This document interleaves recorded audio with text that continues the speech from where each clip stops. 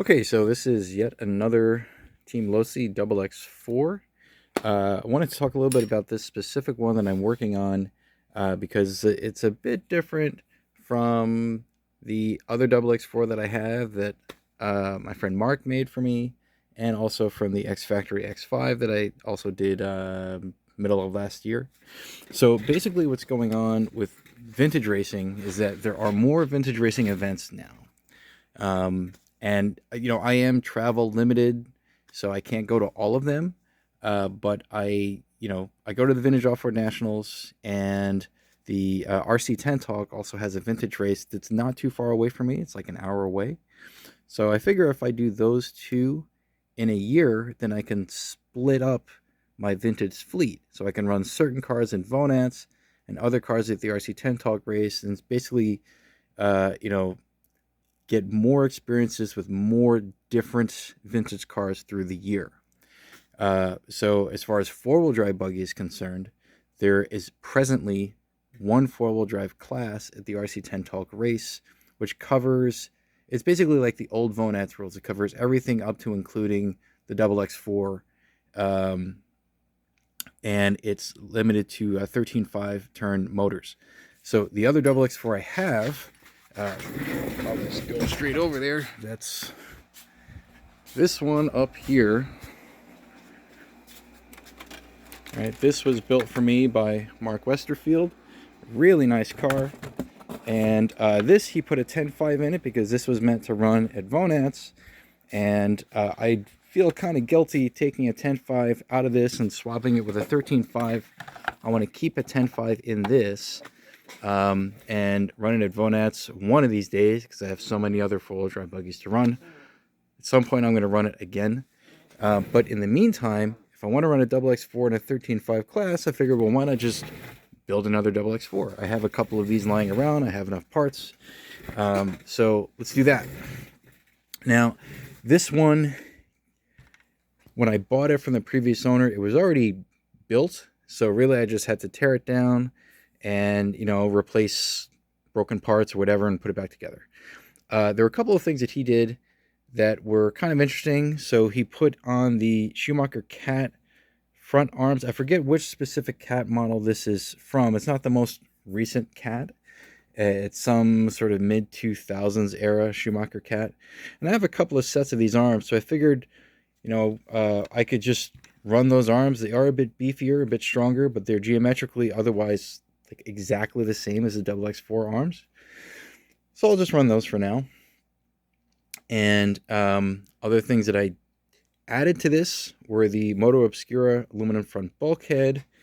And what else did I add to this that hasn't already been added? One other little trick I'll get to later. CVDs up front. I had been trying for a long time to find XX-4 CVDs. These are like as rare as hen's teeth. And on occasions where I did find, like for example, an X Factory X5 that had front CVDs, the CVDs were in really poor shape, and you couldn't really tell that from the images that were available before I actually purchased it. So thankfully, Dragon Punch RC has reproduced CVDs for the XX-4 front and rear. Now this already has rear CVDs, so I didn't need those, but I did purchase their front CVDs. They go together nicely. The only bit of advice I'd offer about those CVDs is on the wheel axle itself, where the drive pin goes through the outside and then you mount the hex on there. The drive pins that they give you are like they're not solid pins. They're kind of hard to describe, but they're kind of like hollow pins that can sort of crush a little bit. And you see those a lot on the vintage Losi cars and the vintage Team Associated cars. And you're supposed to be able to slot that through.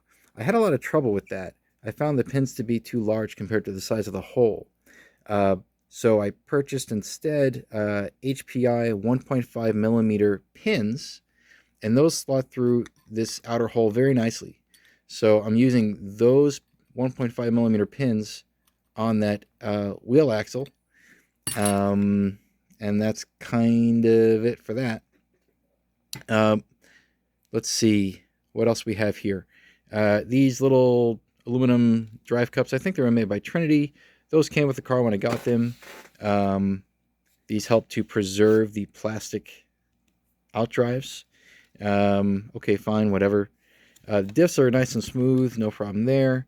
One thing that surprised me, by the way, when I put this car together, was that the drivetrain is actually pretty smooth. You have this 3-belt setup, and the belt tension on the front and the rear, you'd expect it to be a little on the tight side, but even after you put everything together, it rolls pretty nicely. It's not a high drag drivetrain, so I appreciate that. Let's see. Other things I did to the car in terms of modifications, really not much in the rear.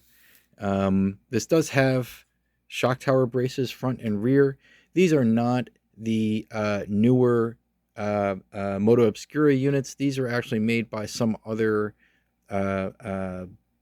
company or manufacturer before Moto Obscura started making parts.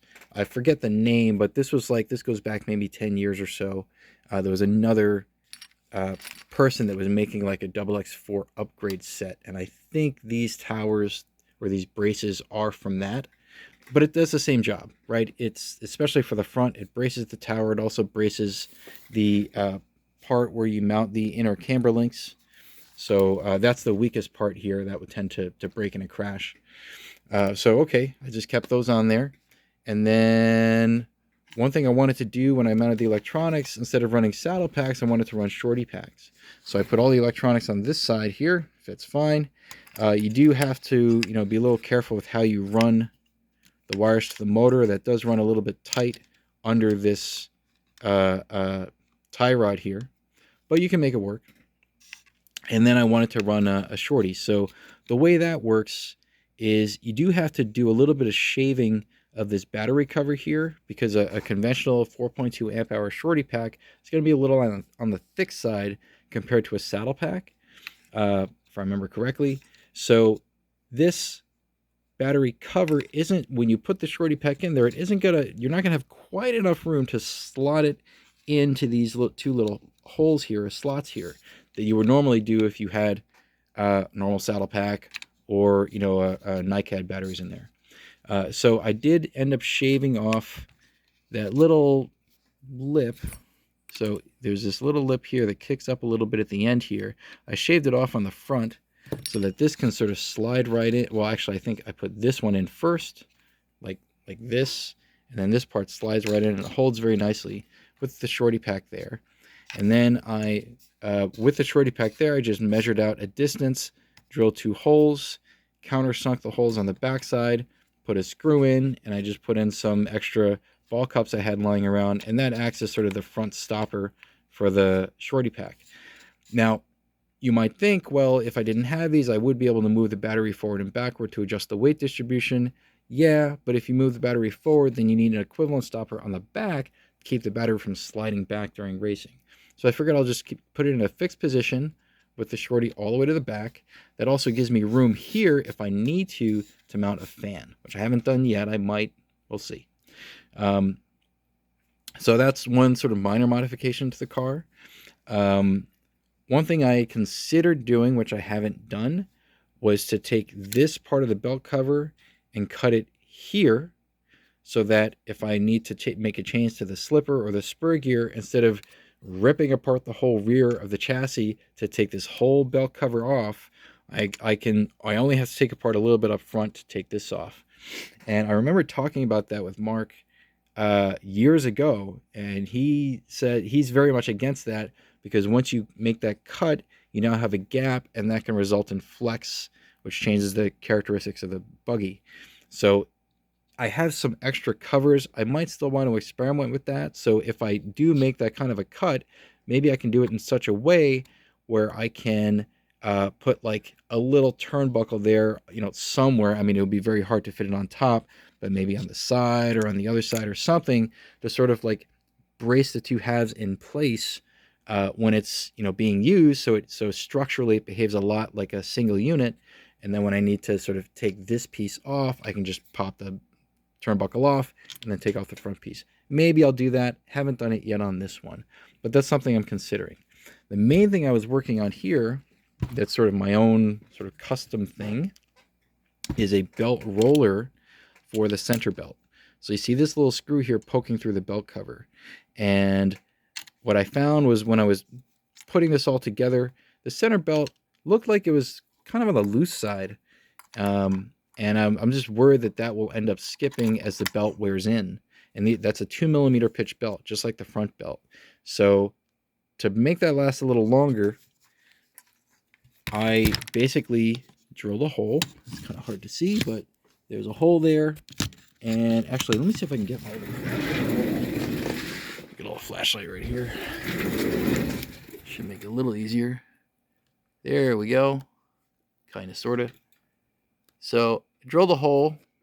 And this is really messing with the focus. And then I forget how long the screw is. It might be about a 20mm screw. And that runs over the top of the belt. Okay, actually, here, what's a good way to do this? I hate doing this stuff with one hand. All right, yeah, we'll do that.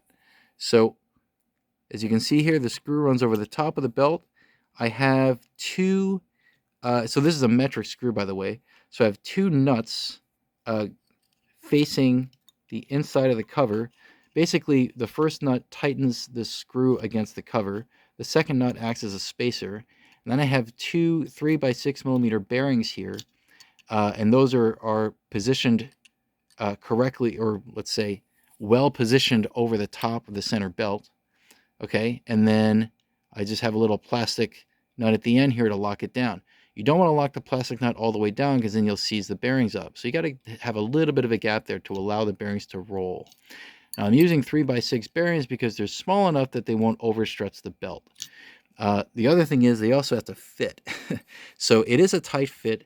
The exact position that I drilled this hole in, I ended up also trying to make a small diagonal slot so I can move this slightly up and to the right to give me some more space, which I'll get to later. But what you might want to do if you're going to drill this hole is maybe push it slightly further to the back, and also either slot it up and to the right or up and to the left so you can adjust the belt tension.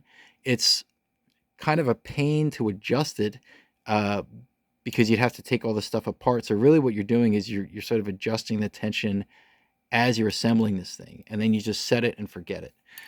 Now, one issue here is because this is now inside of this area, it's going to get in the way of mounting the motor onto the motor mount with the pinion gear mounted. The pinion gear takes up space, and the pinion gear is going to run up against this nut and grind against that nut if it's too far back. So you either need a small pinion and or a smaller spur gear and or having this guy placed a little further toward the back to give yourself enough clearance. So for the specific position that I have this mounted in, I needed to downsize my spur gear. I think this white spur gear, I think is a 78 tooth. And then I just fiddle with the pinion gearing to get the gearing right. And now it all fits fine. It's still a little tight, but I do have clearance between the pinion and this nut. And it still spins freely. Like, this isn't so tight that it binds everything up.